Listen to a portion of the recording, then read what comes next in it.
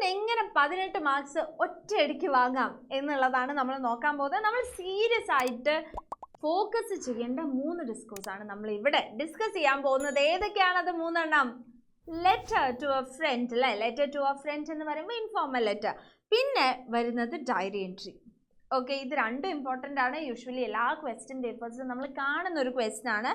പിന്നെ വരുന്നതാണ് profile writing. Profile writing എന്തായാലും വരും. ഓക്കെ, അപ്പോൾ എങ്ങനെ നമുക്ക് ഇതിനു വേണ്ടി പ്രിപ്പയർഡ് ആവാം എന്നുള്ളത് നമുക്ക് നോക്കാം.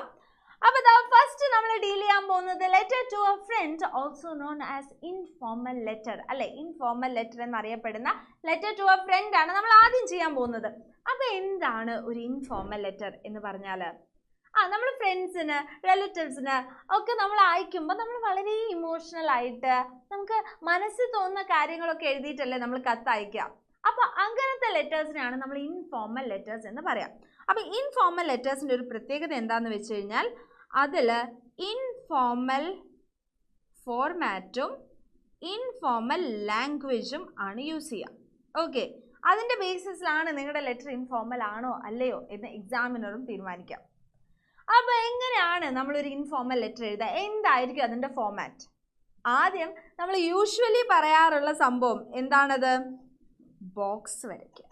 ഓക്കെ, അപ്പോൾ ഈ ബോക്സ് വരയ്ക്കുക എന്നുള്ളത് നിർബന്ധമാണോ? അല്ല. നിങ്ങൾക്ക് ഒരു നല്ല എന്താ പറയുക, നല്ല വൃത്തിയായിട്ടാണ് നിങ്ങൾ നിങ്ങളുടെ ലെറ്റർ പ്രസൻറ്റ് ചെയ്തിട്ടുള്ളത് എന്ന് കാണിക്കാൻ വേണ്ടിയിട്ടാണ് ലെറ്ററിൽ ബോക്സ് വരയ്ക്കാൻ പറയുന്നത്. ഓക്കെ, അത് കഴിഞ്ഞ് നിങ്ങൾ ആദ്യം എഴുതേണ്ടത് സെൻറ്ററിൻ്റെ അഡ്രസ്സാണ്.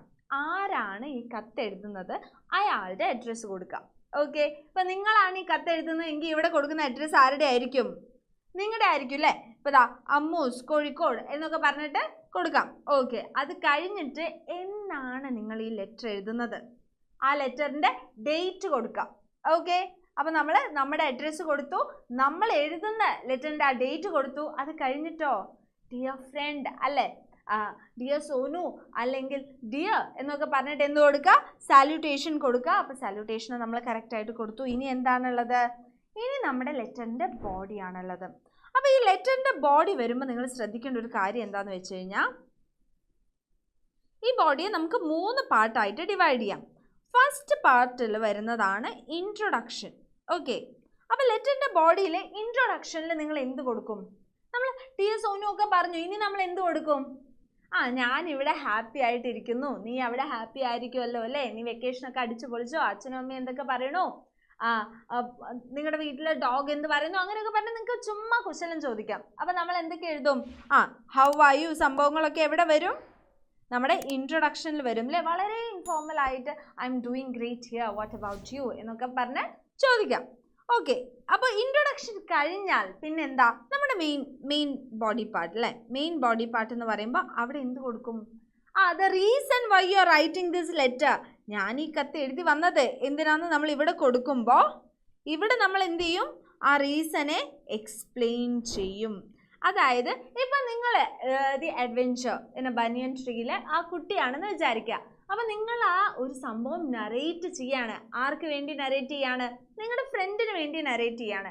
അപ്പോൾ നിങ്ങൾ എന്തൊക്കെ പറയും? എടാ, ഞാൻ എന്നും ആ ബനിയൻ ട്രീയിൽ കയറാറുണ്ട്, ഇടയ്ക്ക് ബോറടിക്കുമ്പോൾ ഞാൻ താഴേക്ക് നോക്കി നിൽക്കാറുണ്ട് അല്ലേ. അപ്പം ഞാൻ എന്ത് കണ്ടിരുന്നു? ഒരു ദിവസം ഒരു കോബ്ര ആൻഡ് ഒരു മംഗൂസ് തമ്മിലുള്ളൊരു ഭീകര ഫൈറ്റ് ഞാൻ കണ്ടു, എന്നിട്ട് അതിൻ്റെ ഇടയ്ക്ക് 2 സ്പെക്ടേറ്റേഴ്സ് ഉണ്ടായിരുന്നു എന്നൊക്കെ പറഞ്ഞ് നിങ്ങൾ എന്ത് കൊടുക്കുക? നിങ്ങളുടെ ബോഡി പാർട്ട് എക്സ്പ്ലെയിൻ ചെയ്യുക. ആൻഡ് പിന്നെ ലാസ്റ്റ് വരുന്ന സംഭവമാണ് കൺക്ലൂഷൻ. കൺക്ലൂഷൻ നമ്മൾ എന്ത് കൊടുക്കും? നമ്മൾ യൂഷ്വലി ഒരു ഫ്രണ്ടിനെ കണ്ട് തിരിച്ചു പോരുമ്പോൾ നമ്മൾ എന്ത് പറയും? എടാ ഐ മിസ് യു എന്നൊക്കെ പറയില്ലേ.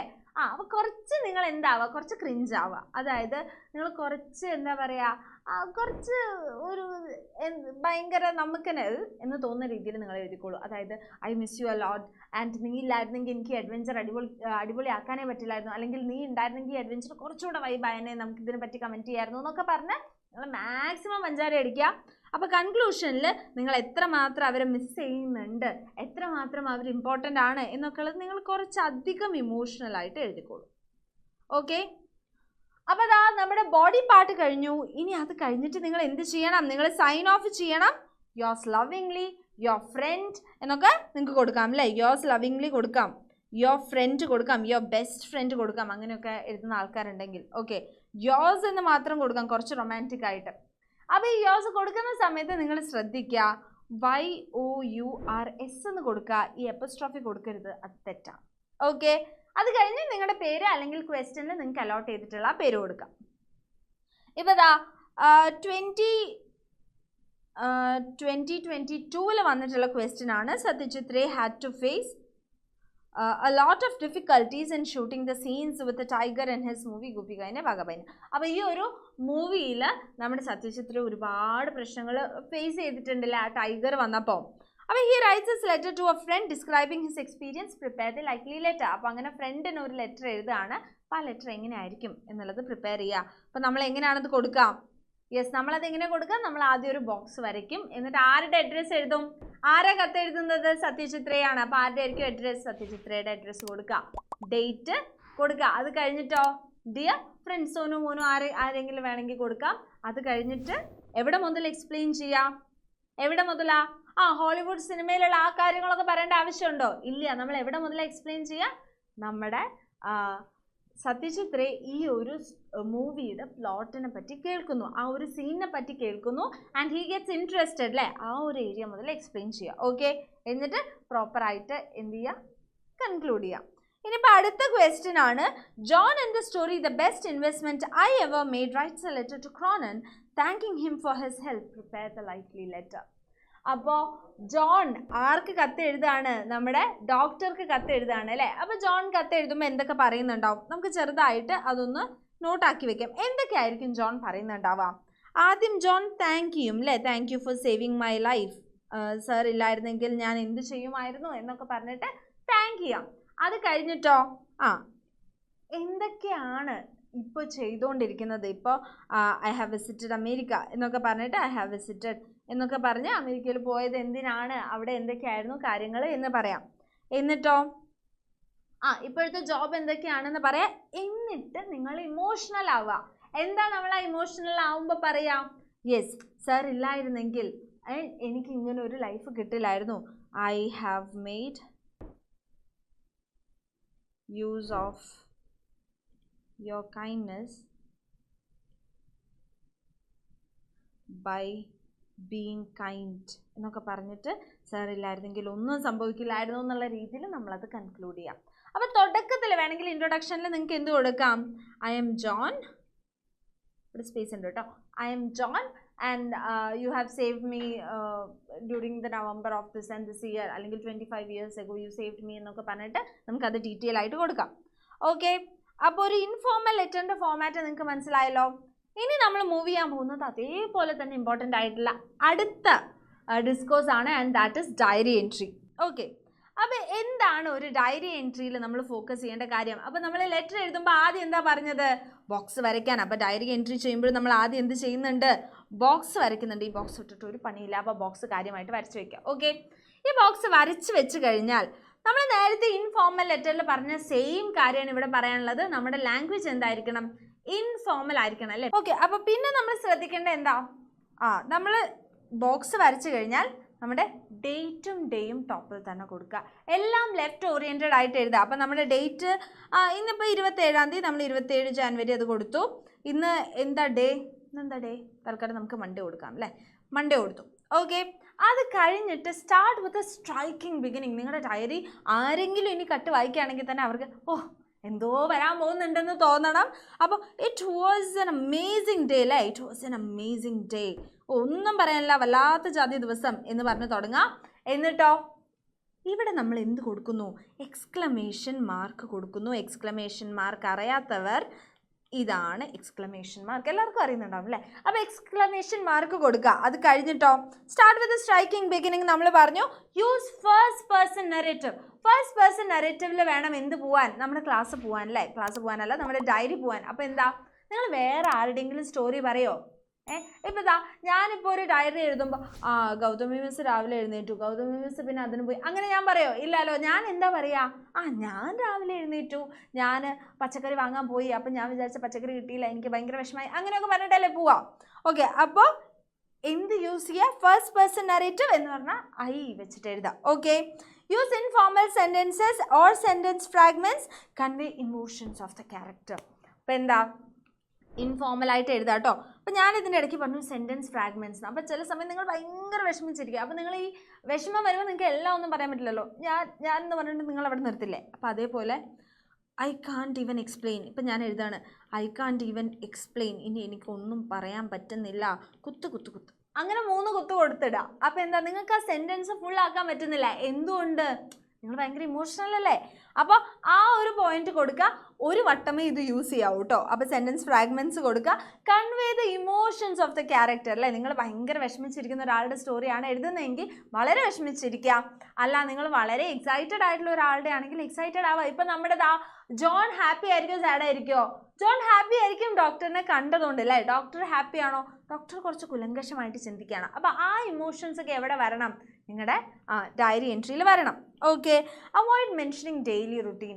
അപ്പോൾ ജോൺ അല്ലെങ്കിൽ നമ്മുടെ ഡോക്ടർ എഴുതുകയാണ്, സെക്കൻഡ് ഡേ ആണ് ഷിപ്പിൽ, ഞാൻ രാവിലെ എഴുന്നേറ്റു, പല്ല് തേച്ചു, ഞാൻ ഈ പേസ്റ്റ് ആണ് എടുത്തത്, ഇത്രയും ഞാൻ പേസ്റ്റ്. അതിലൊന്നും ഒരു ലോജിക്കില്ല. അതിന് നിങ്ങൾക്ക് മാർക്കും കിട്ടില്ല. അനാവശ്യമായിട്ട് ഡയറി 6 മാർക്കിന് ഉണ്ടെന്നും പറഞ്ഞിട്ട് വാരി വലിച്ച് എഴുതണ്ട. എന്താണോ കാര്യം അത് തന്നെ എഴുതുക. ഡോക്ടറിനെ കണ്ടു കഴിഞ്ഞിട്ടുള്ള ജോണിൻ്റെ ഇമോഷൻസ് ആയിരിക്കും ചോദിച്ചിട്ടുണ്ടാവുക, അല്ലെങ്കിൽ ജോണുമായിട്ട് സംസാരിച്ചതിന് ശേഷമുള്ള ഡോക്ടറിൻ്റെ ഇമോഷൻസ് ആയിരിക്കും ചോദിച്ചിട്ടുണ്ടാവുക. അപ്പോൾ എന്താണോ ചോദിച്ചത് അത് മാത്രം എഴുതാം. And reflect and plan. അതായത് നിങ്ങൾ പാസ്റ്റിൽ നടന്നൊരു സംഭവത്തിൻ്റെ ബേസിസിലായിരിക്കുമല്ലോ ഈ ഡയറി എൻട്രി വന്നത്. ഇപ്പോൾ adventures in a banyan tree പാസ്റ്റിൽ നടന്ന ഫൈറ്റിനെ പറ്റിയിട്ടാണ്. അപ്പോൾ ആ ഫൈറ്റ് കഴിഞ്ഞാലല്ലേ നിങ്ങളിത് എഴുതുള്ളൂ. അപ്പോൾ ആ ഫൈറ്റിനെ പറ്റി ചിന്തിക്കുമ്പോൾ അതെന്തായി? പാസ്റ്റായി. അതിന് മാർക്കുണ്ട്. അപ്പം ഞാൻ ഇങ്ങനെ ആയിരുന്നെങ്കിൽ എങ്ങനെ ചെയ്തേനെ, പോസിബിലിറ്റീസ് ഒക്കെ നിങ്ങൾ ചോദിക്കുമ്പോൾ അതിനെന്തുണ്ട്? റിഫ്ലക്റ്റ് ചെയ്യുന്നതിന് I should have done this, I will do it എന്നൊക്കെയുള്ള കോൺസെപ്റ്റ്സിന് എന്തുണ്ട്? മാർക്കുണ്ട്. അപ്പോൾ അതും ഫോക്കസ് ചെയ്യാം. അതായത് കഴിഞ്ഞു പോയൊരു കാര്യത്തെപ്പറ്റി നിങ്ങളുടെ സ്വഭാവത്തിനെ പറ്റിയിട്ടൊന്ന് ആലോചിച്ച് നോക്കുക. അതേപോലെ ഇനി ഞാൻ എന്ത് ചെയ്യും, ഇനി ഞാൻ നന്നായിട്ട് പഠിക്കും, ഇനി ഞാൻ വെറുതെ മരത്തിൻ്റെ മുകളിൽ കയറിയിരുന്ന സമയം കളയില്ല, അങ്ങനത്തെ ഒക്കെ കോൺസെപ്റ്റിന് മാർക്കുണ്ട്. അപ്പോൾ നിങ്ങളുടെ പാസ്റ്റും ഫ്യൂച്ചറും കൊടുക്കാൻ ശ്രമിക്കുക. ഓക്കെ. അപ്പോൾ ഒരു ഡയറി എൻട്രിയിൽ നിങ്ങളോട് ഇതൊക്കെയാണ് എക്സ്പെക്റ്റ് ചെയ്യുന്നത്. ഇതിപ്പോൾ ഒരു എക്സാമ്പിളാണ് അല്ലേ. നിങ്ങൾ ഡേറ്റ് കൊടുത്തു, ഡേ കൊടുത്തു, എന്നിട്ട് സ്ട്രൈക്കിംഗ് ബിഗിനിങ് എക്സ്ക്ലമേഷൻ കൊടുത്തു. പറ്റുമെങ്കിൽ ഇടയ്ക്കിടയ്ക്ക് വാട്ട് ഷാൾ ഐ ഡു, ഞാൻ എന്ത് ചെയ്യും, എന്താണ് റിഫ്ലക്റ്റ് ചെയ്യാണ്. അപ്പോൾ റിഫ്ലക്ഷനുള്ള മാർക്ക് കിട്ടി. പിന്നെ എന്താണ് സെൻറ്റൻസ് ഫ്രാഗ്മെൻറ്റ്സ് ഉണ്ട്. പിന്നെ നമ്മൾ അനാവശ്യമായിട്ട് എക്സ്ക്ലെയിം ആവുന്നുണ്ട്, അത് കൊടുക്കണം. പിന്നെ അത് മാത്രമല്ല I will work hard and നിങ്ങൾ എന്ത് കൊടുത്തു? ഫ്യൂച്ചർ കൊടുത്തു. ചില കേസസിൽ ഇങ്ങനെ സൈൻ ഓഫ് ചെയ്യുന്ന കാണാം. നിങ്ങളുടെ സ്കൂളിൽ നിന്ന് നിങ്ങളോട് സൈൻ ഓഫ് ചെയ്യാൻ പറഞ്ഞാൽ മാത്രം സൈൻ ഓഫ് ചെയ്യുക, അല്ലെങ്കിൽ ആരും ഡയറിയിൽ സൈൻ ഓഫ് ചെയ്യാറില്ല. നിങ്ങൾ നിങ്ങളുടെ ഡയറിയിൽ തന്നെ നിങ്ങൾ സൈൻ ചെയ്യാറുണ്ടോ? ഉണ്ടെങ്കിൽ നിങ്ങൾ ചെയ്തോളൂ, അല്ലെങ്കിൽ പൊതുവെ ഇത് ചെയ്യാറില്ല. ഓക്കെ. അപ്പോൾ എങ്ങനത്തെ ക്വസ്റ്റ്യൻസ് ആണ് വരാറ്? Returning home after escaping from the snake, the homeopath was shocked to see almost everything he had was stolen. He was upset and jotted down his thoughts in his diary. അപ്പോൾ upset ആയിരിക്കുമ്പോൾ അദ്ദേഹം എന്തൊക്കെ ആലോചിക്കും? ആദ്യം ആ കള്ളൻ എന്ത് ചെയ്തു, എൻ്റെ വെസ്റ്റ് മാത്രം ഇവിടെ ഇട്ടിട്ട് പോയില്ലേ, അപ്പോൾ എൻ്റെ ഡേർട്ടി വെസ്റ്റിൻ്റെ കാര്യം എന്തായാലും ഓർത്ത് വയ്ക്കാം. ഓക്കെ. ആൻഡ് അതിൽ കുറച്ച് നേരം ഒന്ന് അതൊരു ജോക്കായിട്ട് സന്തോഷിക്കുക. പിന്നെ സൂട്ട് കേസിൽ ഉണ്ടായിരുന്ന സംഭവങ്ങൾ എന്തൊക്കെയാണെന്ന് ഓർത്ത് വയ്ക്കുക. അതിൽ പൈസ ഉണ്ടായിരുന്നു, ആ കാര്യത്തെ പറ്റി പറയുക. പിന്നെ ആ കോബ്ര വന്നു, അപ്പോൾ ഇവിടെ സാധനമൊക്കെ പോയെങ്കിലും എൻ്റെ ജീവൻ രക്ഷിച്ചല്ലോ, അല്ലെങ്കിൽ എൻ്റെ ജീവൻ രക്ഷപ്പെട്ടല്ലോ എന്നുള്ള ആ ഒരു കോൺസെപ്റ്റിന് കുറച്ച് താങ്ക്ഫുൾ ആയിട്ടിരിക്കുക. അപ്പോൾ അങ്ങനത്തെ ഇദ്ദേഹത്തിൻ്റെ ഇമോഷൻസിനൊക്കെ ഒന്ന് എന്ത് ചെയ്യുക? ഓടിച്ചു നോക്കുക. ഓക്കെ. പിന്നെ നമ്മുടെ 2021 തന്നെ ചോദിച്ചിട്ടുള്ള നെക്സ്റ്റ് ക്വസ്റ്റ്യൻ ആണ്, the boy in the story adventures in a banyan tree was excited to see the fight between mongoose and the cobra. Write down his thoughts in his diary. ശ്രദ്ധിക്കുക, ഈ ഒരു ചാപ്റ്ററിൽ ആ ഒരു ഫൈറ്റിൻ്റെ സീൻ ഭയങ്കര important ആണ്. ഇന്നത്തെ നമ്മുടെ ലൈവിൽ നമ്മളത് ഡിസ്കസ് ചെയ്യാൻ പോകുന്നുണ്ട്. അപ്പോൾ എന്ത് വന്നാലും ആ ഒരു പോർഷൻ മിസ് ചെയ്യരുത്. ഓക്കെ. അപ്പോൾ ഇവൻ്റെ തോട്ട്സിനെ പറ്റിയിട്ട് എഴുതാം. എന്തൊക്കെയായിരിക്കും? അയ്യോ, ഒരു കോബ്ര, ഒരു മങ്കൂസ്, ഇവർ തമ്മിൽ ഫൈറ്റ് ചെയ്യുന്നു, സ്പെക്ടേറ്റേഴ്സ് വരുന്നു, അവർ ഹേർട്ട് ആവുന്നു, ക്രോ മരിച്ചതിൽ കുറച്ച് വിഷമം കാണിക്കുക. അത് കഴിഞ്ഞ് മങ്കൂസ് ജയിച്ചു, ഗ്രാൻഡ് ഫാദർ ഹാപ്പി, നിങ്ങൾ ഹാപ്പി, ആ കാര്യങ്ങളൊക്കെ എഴുതാം. ഇനി വരുന്നത് 2022-ൽ Martha was upset when she was informed by the principal that she should pay for the scholarship jacket. She approached her grandfather for money, but the grandfather was not ready to pay for the jacket. She expressed her feelings. ഭയങ്കര വിഷമമായിട്ടുണ്ടാവും അല്ലേ, grand father പൈസ തന്നില്ല, ഇനി എന്ത് ചെയ്യും, scholarship jacket കയ്യിൽ നിന്ന് പോയി. അപ്പോൾ ആ ഒരു തോട്ട്സ്, ആ ഒരു വിഷമം, ആ ഒരു നഷ്ടബോധമൊക്കെ എവിടെ കാണണം, നമ്മുടെ ഡയറിയിൽ കാണണം. ഇനി റിപ്പീറ്റഡ് ആയിട്ട് ചോദിക്കുന്ന ഒരു ക്വസ്റ്റ്യൻ ആണ് പ്രൊഫൈൽ. പ്രൊഫൈലിൽ എന്താണ് നമുക്ക് വരാൻ പോകുന്ന മിസ്റ്റേക്ക്? പ്രൊഫൈൽ എന്തുകൊണ്ടാണ് നമ്മൾ ഇടയ്ക്കിടയ്ക്ക് ഒഴിവാക്കുന്നത്? നമുക്കറിയാം, പ്രിപ്പോസിഷൻസ് മാത്രം കൊടുത്താൽ നമുക്ക് എന്ത് കിട്ടും? പ്രൊഫൈൽ കിട്ടും. അപ്പോൾ ഈ പ്രിപ്പോസിഷൻസ് എങ്ങനെ കൊടുക്കണം, എങ്ങനെ തെറ്റാതെ പ്രിപ്പോസിഷൻസ് കൊടുക്കാം? Okay, prepare a profile of Vaikom Muhammad Basheer using the hints given below. അപ്പോൾ നമുക്ക് എന്ത് തന്നിട്ടുണ്ട്? അദ്ദേഹം ജനിച്ച ദിവസം തന്നിട്ടുണ്ട്, സ്ഥലം തന്നിട്ടുണ്ട്, what he is known as തന്നിട്ടുണ്ട്, സ്പൗസ് തന്നിട്ടുണ്ട്, നോട്ടബിൾ വർക്ക്സ് തന്നിട്ടുണ്ട്, അവാർഡ്സ് തന്നിട്ടുണ്ട് അല്ലേ. അപ്പം നമ്മൾ എന്ത് കൊടുക്കും? നമ്മൾ പറയും Vaikom Muhammad Basheer is a well known, simple ലാംഗ്വേജിൽ പോവാ, ഇസ് എ വെൽ നോൺ അല്ലെങ്കിൽ പ്രൊഫിഷ്യൻറ്റ് എന്ന് നിങ്ങൾക്ക് കൊടുക്കാം. Okay, well known writer in, അദ്ദേഹം ഏതിലാണ് എഴുതിയിട്ടുള്ളത് നിങ്ങൾക്ക് ചെറിയൊരു ഐഡിയ ഉണ്ടാവില്ലേ? അപ്പോൾ നമ്മൾ എന്ത് പറയാം? മലയാളം ലിറ്ററേച്ചർ കൊടുത്തല്ലോ. ഇനി he was born on 21st, അപ്പോൾ ഇവിടെ ഡേറ്റ് ഫുള്ള് കൊടുത്തോണ്ട് നമ്മൾ എന്ത് പറയും? He was born on 21st January 1908 in Thalayolaparambu. Thalayolaparambu ഒരു വലിയ സ്ഥലം ആയതുകൊണ്ട് നമുക്ക് എന്ത് പറയാം? തലയോലപ്പറമ്പിൽ ഇന്ന് പറയാം. അത് പക്ക ഒരു പെർട്ടിക്കുലർ പോയിന്റ് ആണെങ്കിൽ നമ്മൾ എന്ത് പറയും? അറ്റ് പറയും. Okay, he is known as, അല്ലെങ്കിൽ ഇവിടെ നമുക്ക് എന്ത് പറയാം? വിച്ച് നമുക്ക് പറയാം he is later known as എന്താണ്? ബേപ്പൂർ സുൽത്താൻ. അല്ലെങ്കിൽ ഇത് നമുക്ക് തുടക്കത്തിലിട്ട് എന്ത് പറയാം? The Beypore Sultan Vaikom Muhammad Basheer was born on എന്നൊക്കെ പറഞ്ഞിട്ട് കൊടുക്കാം. ഓക്കെ, ഹിസ് സ്പൗസ് ഇസ് ആരാണ്? ഫബി ബഷീർ. അപ്പോൾ അത് നമ്മൾ കൊടുത്തു. അല്ലെങ്കിൽ ഹിസ് ലൈഫ് പാർട്ട്ണർ എന്ന് കൊടുക്കാം. ഓക്കെ, കുറച്ചുകൂടെ ഈസി ആക്കിയിട്ട്. ഹിസ് നോട്ടബിൾ വർക്ക്സ് ആർ എന്തൊക്കെയാണ്? ബാല്യകാല സഖി, അണ്ടർലൈൻ ചെയ്യുക. ബാല്യകാല സഖി എന്ന് എഴുതുക, എന്ത് ചെയ്യുക? അണ്ടർലൈൻ ചെയ്യുക. ശബ്ദങ്ങൾ അണ്ടർലൈൻ ചെയ്യാം. അത് കഴിഞ്ഞിട്ടോ, he was awarded with, he is the recipient of. അപ്പോൾ എന്തൊക്കെ കൊടുക്കുക? ഹി വാസ് അവാർഡഡ് വിത്ത്, അല്ലെങ്കിൽ he is the recipient of Padma Shri, Vallathol awards etcetera. Okay, and ഇദ്ദേഹം മരിച്ച ഡേറ്റ് കൊടുക്കാത്തതുകൊണ്ട് നമ്മൾ അത് കൊടുക്കേണ്ട. അപ്പോൾ he was a very known writer എന്നോ, he always lived in the hearts of Malayalam readers എന്നൊക്കെ പറഞ്ഞിട്ട് അത് എൻഡ് ചെയ്യാം. ഓക്കെ, ഇനി അടുത്ത് വരുന്നത് ആൻഡോൺ ചെക്കോവിൻ്റെ ആണ്. Using the hints given below. Anton Chekhov very prolific writer. അടുത്ത word prolific writer was born on, എന്തുകൊണ്ടാണ് നമ്മൾ ഓൺ കൊടുത്തത്? അവിടെ ഡേറ്റ് പ്രോപ്പറായിട്ട് കൊടുത്തിട്ടുണ്ട്. Was born on January 29, 1860 in Russia. Okay, അപ്പോൾ നമുക്ക് എന്തുകൊണ്ട് കൊടുക്കാം? He is a Russian writer. Okay, his education took place, അല്ലെങ്കിൽ his schooling took place, ഇത് യൂണിവേഴ്സിറ്റി ആൻഡ് his education അല്ലെങ്കിൽ his higher education took place in first Moscow and State Medical University. By profession, okay, occupation നമ്മൾ എന്താക്കി? By profession he is a physician. Okay, he is also a short story writer and playwright, and he is അപ്പോൾ ഇത് ഇങ്ങനെ കൊടുക്കാതെ നമുക്ക് പറയാം by profession he is a physician but he is well known as a playwright and a short story writer. Okay, his notable works are Three Sisters underline, the Cherry Orchard underline, the Lady with the Dog underline. Okay, he was awarded with, he is a recipient of, ഏത് വേണമെങ്കിലും നിങ്ങൾക്ക് choose ചെയ്യാം, of Pushkin price അത് കൊടുക്കുക. He passed away, ഇതിന് എന്ത് കൊടുക്കാം? He passed away, അല്ലെങ്കിൽ എന്ത് പറയാം? He took his last breath on 14 July 1904 in Germany. Okay, അപ്പോൾ ഇത്രയാണ് നമ്മൾ കാര്യമായിട്ട് ഇന്ന് ഡിസ്കസ് ചെയ്തിട്ടുള്ളത്. നമുക്ക് 18 മാർക്ക്, ഇപ്പോൾ 2022 ക്വസ്റ്റ്യൻ പേപ്പർ പ്രകാരം നമുക്ക് 18 മാർക്ക് വാങ്ങി തരാൻ പോയിരുന്ന ക്വസ്റ്റ്യൻസ് ഏതൊക്കെയാണ്? Letter writing, diary entry, profile writing. ഇതിൽ ലെറ്റർ റൈറ്റിങ്ങും ഡയറി എൻട്രിയും നിങ്ങളുടെ ടെക്സ്റ്റ് ബുക്കിൽ നോളജ് ബേസ് ചെയ്തിട്ടാണ്.